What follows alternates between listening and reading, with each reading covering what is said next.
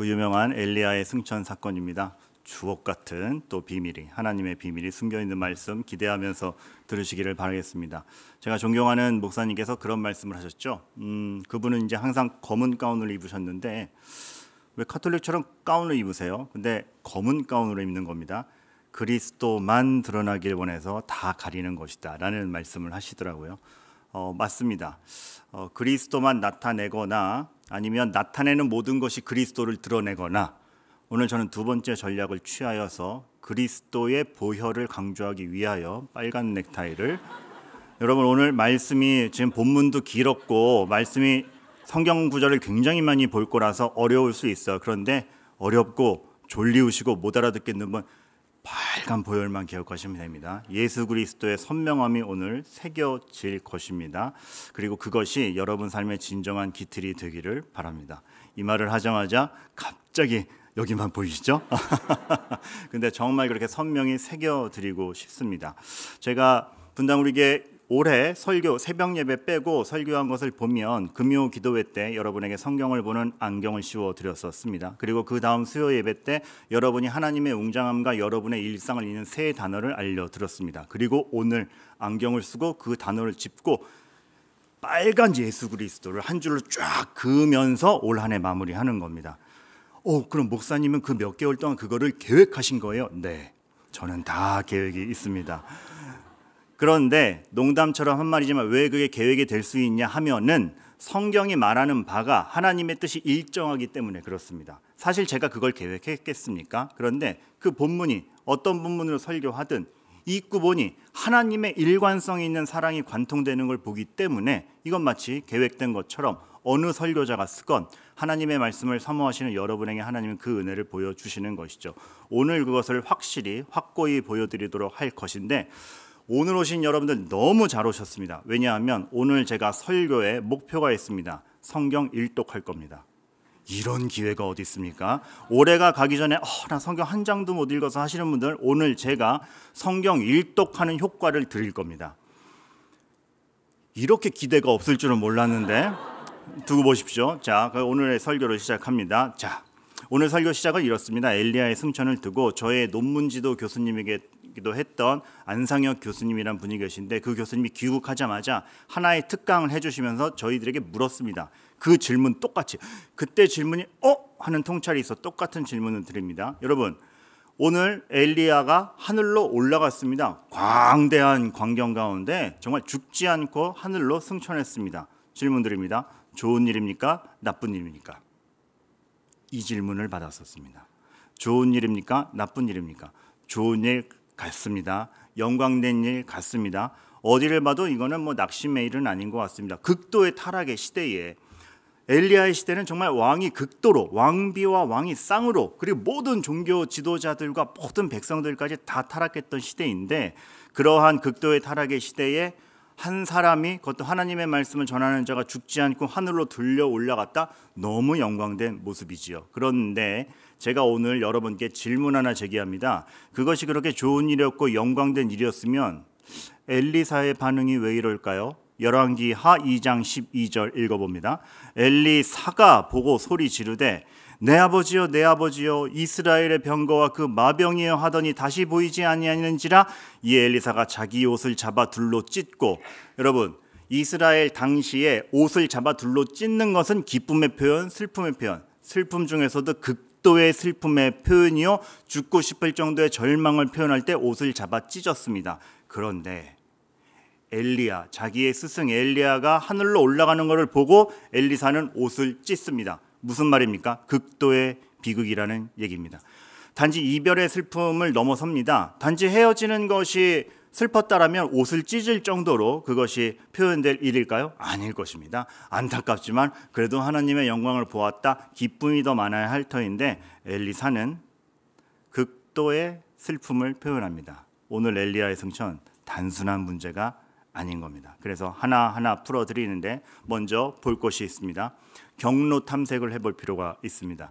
오늘 예배 전에 이렇게 같이 성경을 읽어주시는 찬양 인도하는 이동선 전사님께서 저에게 와서 물었습니다. 목사님, 11절까지 다 읽으실 건가요? 이 말은 의역하면 뭐죠? 오늘 본문 긴데요? 네, 길지요. 그런데 긴데 왜 다 읽었냐 하면 사실 더 읽어야 되는데 거기까지는 적어도 읽었어야 하는 게 거기 나오는 엘리야가 이동하는 경로가 중요하기 때문에 그렇습니다. 그래서 저게 여러분께 외우시라고까지는 안 하지만 잘 보십시오. 엘리야가 어떻게 이동하냐면 길갈, 베델, 여리고, 요단강 가르고 승천합니다. 다시 한번 길갈, 베델, 여리고, 요단 승천입니다. 오늘 여러분들이 기억하셔야 될 것이 요거 하나 기억해 두시면 좋습니다. 첫 번째 제일 중요한 게 뭐죠? 다음 주엔 현장 예배가 없다라는 것과 길갈, 베델, 여리고, 요단 이게 왜 중요하냐 하면 잘 보십시오. 여호수아가 처음에 하나님의 명령대로 가나안 땅의 진격을 시작할 때 어디강 가르고 갑니까? 요단강 가르고 갑니다. 여호수아와 함께한 이 세대는 홍해바다가 갈라지는 걸 목격하지 못한 세대가 많이 껴 있었습니다. 거기에 하나님께서 너희들 1세대가 다 죽었다고 실망하느냐? 나의 의도와 나의 의지는 똑같다. 너희들 홍해바다 갈라지는 거 못 봤지? 요단강 갈라지는 걸로 나의 약속이 그대로임을 다시 한번 보여주마 하고 갈라주신 것이 요단강이 마르고 여호수아는 그 요단강으로 건너지요. 그리고 그렇게 우리에게 하나님이 함께 하신다라는 그 증거로서 첫 번째 전쟁이 어디입니까? 여리고 전투. 창과 방패로 이긴 것이 아니라 하나님의 말씀에 순종함으로 오로지 아버지 하나님의 말씀과 권위로 이겼던 여리고성 전투. 그리고 그 다음에 무슨 전투입니까? 아이성 전투. 그런데 아이성 전투에서 바로 인근에 매복했던 장소가 어딘 줄 아십니까? 베델. 아이성 첫 번째 판에 집니다. 왜? 거짓말한 하나님의 명령을 어기고 물건을 훔쳤던 수아가 있었습니다. 우리의 전쟁은 하나님 앞에 얼마나 순전하느냐가 중요하구나. 우리가 얼마나 강하느냐의 문제가 아니구나를 알려주시면서 그 한 명의 잘못한 사람의 죄를 찾아내었을 때 그리고 회개하였을 때 이기게 해주시는 베델 앞에서의 아이성 전투, 그리고 그 중간에 길갈에서 할례를 받고 연합군과 아이성 전투 이후에 큰 승리를 맛보면서 1차전을 마무리하고 진쳤던 것이 길갈. 자, 요단강, 여리고, 베델, 길갈. 오늘 엘리야가 갔던 장소 길갈, 베델, 여리고, 요단강. 여러분, 엘리사가 기겁한 이유가 있습니다. 엘리야는 그냥 여기저기 들렸다 간 게 아닙니다. 이스라엘의 역사를 하나님이 너무나 분명하게 찝어주셨던 이스라엘의 역사를 복귀하며 퇴장한 겁니다. 하나님이 약속이 여전하다는 걸 알리시면서 요단강 갈라주지 아니하였느냐? 너희 편 아니었느냐? 너희가 하나님의 능력으로 이기지 아니하였느냐? 하나님 앞에 죄 없이 순결해야 된다라는 것을 너무나 처절히 깨달았던 아이성 전투, 베델 앞에서의 아이성 전투 아니냐? 너희가 하나님의 백성이라는 것을 모두가 함께 정말 할례로서 증명하면서 하나님이 너희를 인치셨던 장소 길갈이 아니냐? 그런데 지금 왜 이러냐? 그 하나님이 이스라엘의 역사 동안에 너희들의 편이셨는데 너희는 왜 이러냐? 엘리사는 기겁을 하는 것입니다. 실감이 안 난다면 여러분의 상황으로 조금 이양해서 말씀드리겠습니다. 이제 여러분들 애인이 있어서 데이트를 한다고 칩시다. 네, 애인이 문득 갑자기 오빠 오늘 예전에 나랑 갔던 데 다시 놀러가. 간 겁니다. 오빠 이 놀이동산 왔던 거 기억나? 기억나지. 여기서 나한테 반지 주면서 고백했던 거 기억나? 기억나지. 근데 요즘 왜 이따위야? 그러면 그 놀이동산이라는 것이 추억이 어떻습니까? 그 자리에 간 거 자체가 오싹하죠. 그러면서 오싹해지죠. 여기를 나를 왜 데려온 것인가? 도대체 내가 그동안 얼마나 잘못했는가? 나의 죄는 무엇인가? 통회 자복하게 됩니다. 그런데 오늘 하나님이 그것을 한 것이나 다름없습니다.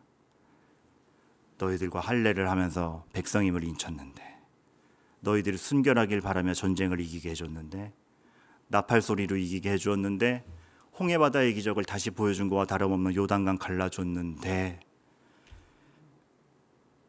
나는 그렇게 너희 편이었는데 너희들은 나를 어찌하여 이토록이나 무시하느냐? 하나님은 그 당시 타락했던 이스라엘의 형편을 슬퍼하며 하나하나 잡아주셨던 것입니다. 그리고 어떻게 합니까? 엘리야를, 그 당시 최고의 선지자였던 엘리야를 데려가십니다. 하나님의 말씀을 전하는 선지자들 데려간다? 나는 너희와 말하지 않겠다. 엘리사가 옷을 찢은 이유입니다.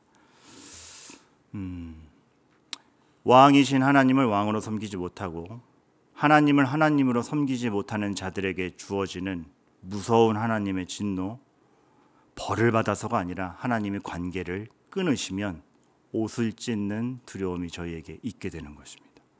그럼 여기서 끝인가? 아닙니다. 여기서 반전의 키워드가 하나 있습니다. 그런데 여기서 반전의 키워드가 하나 있습니다. 엘리사의 소원에서 그걸 볼 수 있습니다. 너무나 다행히도 엘리야도 그런 행간을 알았던 것 같습니다. 그래서 엘리사에게 물어봅니다. 나는 떠나게 될 것이다. 내가 떠나고 돌아오지 않으면 말씀은 끊긴다. 내가 가기 전에 정말 너 진짜 바라고 바라는 소원 하나 얘기하라라고 엘리야가 엘리사에게 묻습니다. 그랬더니 엘리사가 너무나 감사하게도 이 소원 빕니다. 열왕기하 2장 9절 하반부에 보면 당신의 성령이 하시는 역사가 갑절이나 내게 있게 하소서라는 소원을 빕니다. 우리가 이 구절을 얼핏 보면 와 당신 떠나요? 나 혼자 어떻게 당신보다 능력 2배 주세요 이렇게만 이해하기 쉽지요. 그러나 이것은 그것보다 훨씬 더 깊은 내용이 있습니다. 여기서 이 갑절 2배, 이 2배라는 단어가 무슨 뜻인가를 아는 것이 중요한데 이것이 반전의 키포인트입니다. 이 똑같은 갑절이라는 단어가 신명기 21장에 딱 나오는데 거기서 어떤 뜻으로 쓰였는지 보면은 그 키워드가 풀립니다. 신명기 21장 15절에서 17절.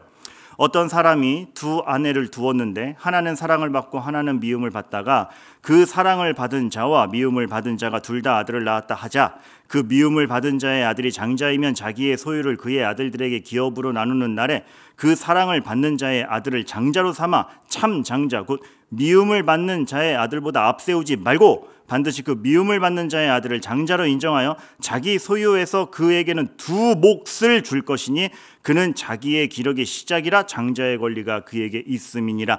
여기서 이 마지막에 2 몫, 이것이 오늘 엘리사가 구한 갑절과 똑같은 단어입니다. 근데 지금 저희가 읽은 21장 신명기 21장 15절 17절 내용은 무슨 내용입니까?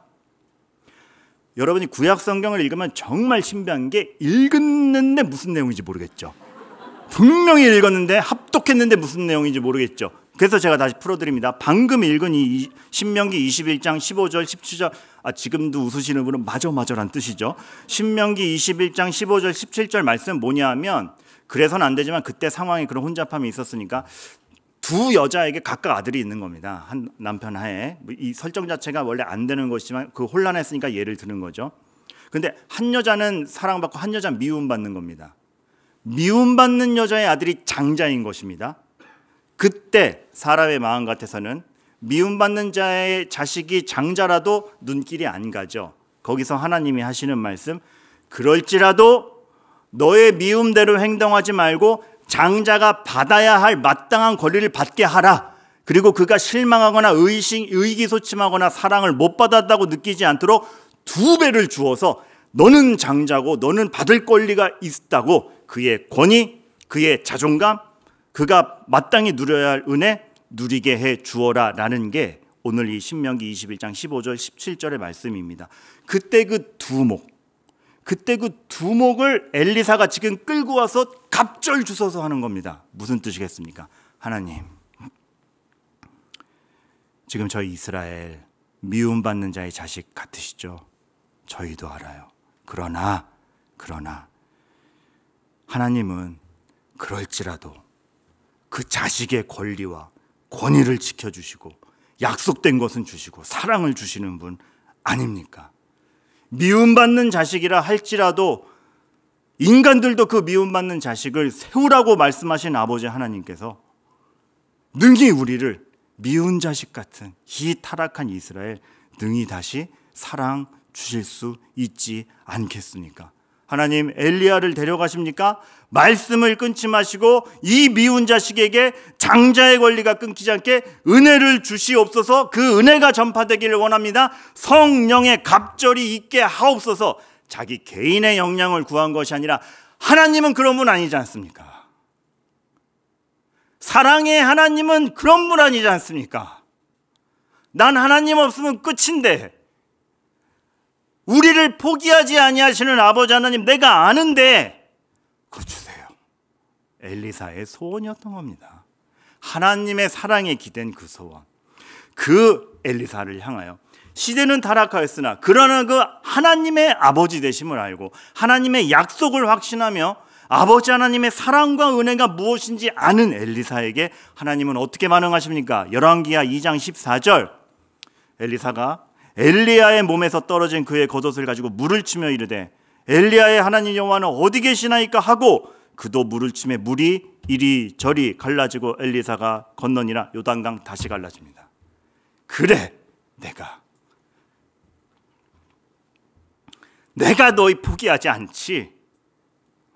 나를 아버지라 부르는 너희를 내가 결코 포기하지 않지.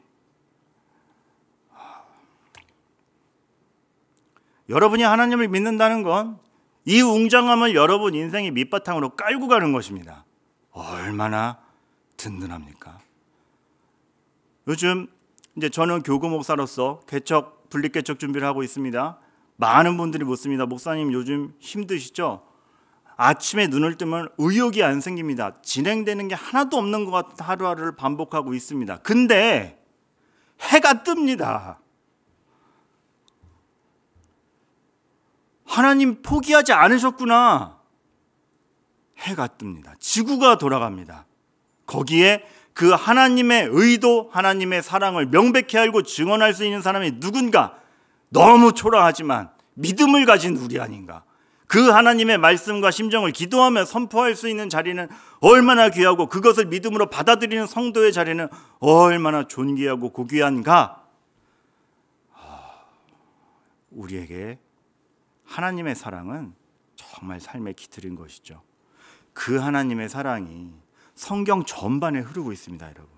그 하나님의 사랑이 성경 전반에 흐르고 있습니다. 창세기 1장 1절 뭐라고 시작하고 있습니까? 태초에 하나님이 천지를 창조하시니라. 여러분, 세상은 우연히 생기지 않았습니다. 하나님이 창조하셔서 생겼습니다.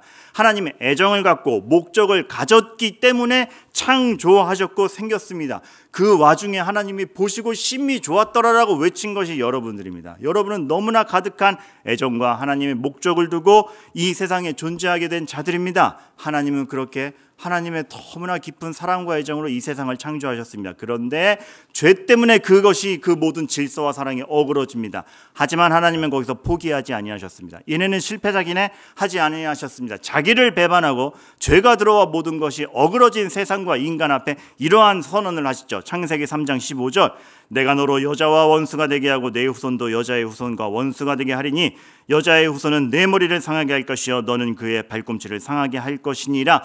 뱀을 통하여 들어온 사단에게 선언합니다. 네가 죄를 끌고 들어왔느냐? 너의 그 사단의 자손들아, 죄의 역사가 이어질 것이지만 여자의 후손, 내가 보낼 여자의 후손이라 일컬어지는 구원자가 와서 너희를 박살내겠고 나의 자녀들을 다시 회복시킬 것이다. 타락하자마자 하나님께서는 여자의 후손이라는 그가 누군지 모르지만 그 구원자를 통하여 이 어그러진 상황이 회복되고 죄의 역사가 끝날 것을 선언하십니다. 그럼에도 불구하고 세상은 죄로 가득 차죠. 창세기 6장에 보면 세상의 죄가 관영한다고 나옵니다. 그러나 하나님께서는 세상을 그 죄를 심판하시지만 하나님을 섬기는 노아의 가족을 보호하십니다. 방주를 태워서 보호하십니다. 노아도 물에 빠지면 죽는 자이나 방주를 태워서 마치 우리들을 예수 그리스도 안에 넣듯 방주에 넣으셔서 보호하십니다. 방주에 넣으시면서 그 여자의 후손의 씨도 지켜내십니다. 방주에 나온 다음에 하나님께서는 그 노아의 자손들에게 이렇게 얘기합니다. 창세기 9장 6절 하나님이 노아와 그 아들들에게 복을 주시며 그들에게 이르시되 생육하고 번성하여 땅에 충만하라. 죄가 관영하여 세상이 하나님의 심판을 받았는데 여전히 생육하고 번성하라? 아담과 하와에게 주셨던 약속과 똑같음. 인간은 변덕스럽고 세상은 어그러졌으며 상황은 변했지만 전혀 변함이 없는 아버지 하나님의 애정과 사랑과 목적, 그렇게 다시 시작한 세상, 바벨탑이 세워집니다. 여전히 인간은 하나님을 멸시합니다. 그런데 하나님은 그 와중에 너희들의 기술과 너희들의 실력으로 세워지는 세상, 그 바벨탑과 전혀 정반대되어 단 한 명이지만 나를 믿고 따르는 자를 통하여 세워지는 나의 나라를 보아라. 아브라함을 딱 부르셔서 창세기 12장 2절 이렇게 말씀하십니다. 내가 너로 큰 민족을 이루고 내게 복을 주어 내 이름을 창대하게 하리니 너는 복이 될지라. 그 여자의 후손의 씨앗을 노아의 방주로부터 지켜낸 그 씨앗을 아브라함에게 이어가시면서 너를 통하여 그 복의 씨앗이 번져갈 거다. 나는 너희들을 포기하지 않았다. 하나님은 죄로 물든 세상이 그냥 방치되기 원하지 아니하시고 그렇게 약속을 이어가십니다. 그래서 아브라함의 자손을 통해서 큰 가족이 되고 그 가족이 큰 민족을 이루고 그 민족이 종살이를 하지만 거기서 모세라는 걸출한 지도자가 나와서 출애굽을 하고 그리고 여호수아에게 그 지도권이 이양된 다음에 가나안을 진격하여 약속의 땅에 들어갑니다. 하나님의 약속대로 진행이 됩니다. 자꾸 그러나를 해서 죄송하지만 그러나 새벽 예배 때 여러분들이 매일 묵상하시면서 보셨지만 그 여호수아가 죽고 난 다음에 사사시대 강렬한 타락의 시대가 펼쳐집니다.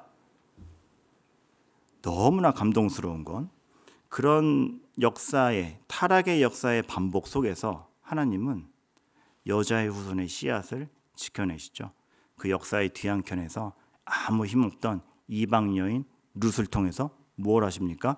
룻기 4장 22절 룻이 결국 난 자손 오벳은 이새를 낳고 이새는 다윗을 낳았더라.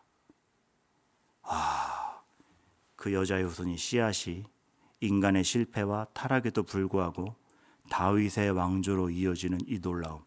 누군가는 룻기를 읽으면서 이렇게 얘기합니다. 이방 여인이 이스라엘 땅에 와서 땅에 떨어진 거 주워 먹다가 땅 주인을 만나서 결혼하여서 잘 살고 자손을 낳았더라라고 끝나는 거. 과거에 청년들과 얘기를 나눴습니다. 이 룻기의 주제가 무엇인 것 같으냐? 이렇게 대답했죠. 인생은 한 방이다. 그러나 그것이 성경의 주제이겠습니까? 전혀 아니죠. 우리가 봐야 될 건 무엇입니까? 인생이 한 방이다가 아닙니다. 하나님이 그 타락의 역사 속에서 어떻게 자신의 구원의 약속을 지켜가고 계신가? 그리하여서 룻을 통해서 다윗의 할아버지가 나오고 다윗이 왕으로 세워지며 다윗의 왕가가 섰을 때 하나님은 그 약속을 그 왕가에게 천명하시죠. 사무엘하 7장 12절 다윗에게 말합니다. 내 수완이 차서 내 조상들과 함께 누울 때에 내가 내 몸에서 날 내 씨를 내 뒤에 세워 그의 나라를 견고하게 하리라. 하나님은 미움받는 아들에게 계속하여서 약속을 지키고 계십니다. 받을 걸 받게 하십니다. 내 씨를 통하여서 영원히 멸망치 아니할 견고한 나라를 세우니라. 근데 그 다윗 왕가도 결국은 망해서 포로로 잡혀가잖아요. 네, 그 왕조도 역시 타락을 거듭합니다. 그러나 하나님께서 그 타락을 거듭하는 이스라엘의 그 계속 미운 자식으로 남아있는 미운 자의 자녀 같은 아들로 남아있는 이스라엘에게 주시는 강력한 선포. 예레미야 31장 31절부터 33절 여호와의 말씀이니라. 보라 날이 이르리니 내가 이스라엘 집과 유다 집에 새 언약을 맺으리라. 니네 계속 실패하지. 새 언약 맺어주마. 이 언약은 내가 그들의 조상의 손을 잡고 애굽 땅에서 인도하여 내던 날에 맺은 것과 같이 아니할 것은 내가 그들의 남편이 되었어도 그들이 내 언약을 깨트렸음이니라. 내가 너희의 아버지도 되고 남편도 되어서 너희를 이끌어내는데 기적도 보여주고 계속 살려주는데 너희는 나를 무시하지. 계속 타락하지. 계속 약속 안 지키지. 그러면은 이제 난 너희를 포기한다가 나와야 되는데 그 이후에 이어지는 말씀 여호와의 말씀이니라. 그러나 그날 후에 내가 이스라엘 집과 맺을 언약은 이러하니 곧 내가 나의 법을 그들의 속에 두며 그들의 마음에 기록하여 나는 그들의 하나님이 되고 그들은 내 백성이 될 것이라. 여호와의 말씀이니라. 율법을 줘도 못 지켜? 도대체 내가 이렇게 많은 기적을 보여주고 너희 편인 걸 보여주는데 너희 마음이 변하지 않아. 그래서 버린다가 아니라 그래 그럼 너희 마음 바꿔줄게. 네 마음에 새길게. 니네 영혼에 내가 들어갈게. 그 죄의 근본을 끄집어낼게. 어떻게 해요 하나님? 그 일이 어떻게 가능해요? 어떻게 가능하냐고 이사야 선지자를 통해 이렇게 말씀하십니다. 이사야 9장 7절 그 정사와 평강의 다음과 무궁하며 또 다윗의 왕자와 그의 나라에 군림하여 그 나라를 굳게 세우고 지금 이후로 영원히 정의와 공의로 그것을 보존하실 것이라. 만군의 여호와의 열심히 이를 이루리라. 너희는 실패하더라도 낭망치 마라. 나의 열심히 이걸 이룰 거야. 내 열심히 이것을 이룰 거야. 너희들의 조건으로 실망하지 마. 나의 열심히 이루니라. 정말로 하나님 그래 내가 징조를 보여줄 것이다. 이사야 7장 14절 그런 나의 열심히 내가 약속한 구원자가 여자의 후손이 온다는 그 약속 너희를 구원함. 그러므로 주께서 친히 징조를 너희에게 주실 것이라. 보라, 처녀가 잉태하여 아들을 낳을 것이요 그의 이름을 임마누엘이라 하리라. 임마누엘, 하나님이 너희와 함께 계시다. 죄 때문에 에덴 동산에서 쫓겨난 이스라엘 백성을 찾아오셔서 하나님으로부터 쫓겨난 미운 자녀에게 다시 함께 계셔주신다는 하나님의 약속, 임마누엘이라 하리라. 그러한 구원자가 태어나리라. 그리고 우리가 크리스마스 때마다 보게 되는 너무나 놀라운 이 말씀, 마태복음 1장 23절, 보라, 처녀가 잉태하여 아들을 낳을 것이요 그의 이름을 임마누엘이라 하셨으니 이를 번역한즉 우리와 함께 계시다 함이라. 그 지독한 배반에도 결국 약속을 지키시는 이 아버지 하나님의, 이렇게 표현해서 죄송합니다, 이 미칠 것 같은 사랑, 이 붉은 색깔로 표현이 안 되는 것입니다. 그리고 그 약속이 완벽해지게 하기 위하여 피를 흘리신 예수 그리스도. 메리 크리스마스. 얼마나 웅장한 가운데 예수 그리스도가 오신 것인지, 그리고 그 예수 그리스도께서는 우리를 위하여 십자가 사역을 마무리하시고 승천하시면서 말씀하셨죠. 이대로 다시 오리라. 그렇기 때문에 요한은 반모섬에 갇힌 가운데서도 이 말씀을 썼던 것입니다. 요한계시록 22장 20절 21절, 성경의 마지막 절입니다. 이것들을 증언하신 이가 이르시되 내가 진실로 속히 오리라 하시거늘 아멘. 주 예수여 오시옵소서. 주 예수의 은혜가 모든 자들에게 있을지어다. 아멘. 끝. 성경 일독하였습니다. 여러분, 몇 구절 읽었을 뿐인데 포기되지 않는 이 하나님의 사랑. 제가 설교하면서 제발 이거 하지 말라고 했지만 연말이고 제가 뭐 또 설교할 시간 없을 겁니다. 그래서 마지막으로 정말 한 번만 하겠습니다. 이 하나님의 사랑, 정말 너무 놀랍습니다. 우리의 어떤 감탄사로도 여러분, 이러한 하나님의 약속과 역사를 덧입어 살아가시는 분이 여러분들이고 성도입니다. 엘리야는 그 약속 가운데 하늘로 올라갔고 엘리사는 그 약속에 기대어 두 몫을 날아 절규하며 다시 걸어갑니다. 여러분, 힘든 때일 것 압니다. 그러나 우리 이 시간 하나님께 두 몫을 구하며 우리 시선을 하나님께 고정하며 나아가기를 소망합니다.